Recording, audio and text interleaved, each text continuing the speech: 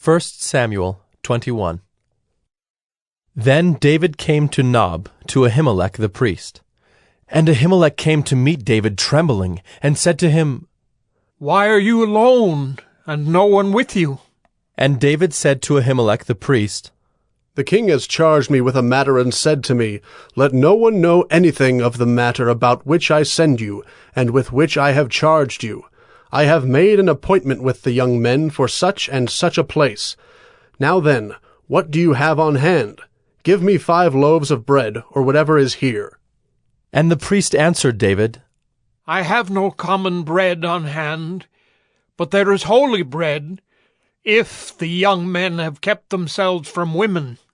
And David answered the priest, Truly women have been kept from us as always when I go on an expedition.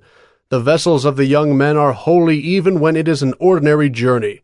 How much more today will their vessels be holy? So the priest gave him the holy bread, for there was no bread there but the bread of the presence, which is removed from before the Lord, to be replaced by hot bread on the day it is taken away. Now a certain man of the servants of Saul was there that day, detained before the Lord. His name was Doeg the Edomite, the chief of Saul's herdsmen. Then David said to Ahimelech, Then have you not here a spear or a sword at hand? For I have brought neither my sword nor my weapons with me, because the king's business required haste. And the priest said, "The sword of Goliath the Philistine, whom you struck down in the valley of Elah. Behold, it is here wrapped in a cloth behind the ephod. If you will take that, take it, for there is none but that here." And David said, There is none like that. Give it to me.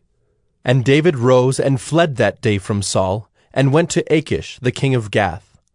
And the servants of Achish said to him, Is not this David the king of the land?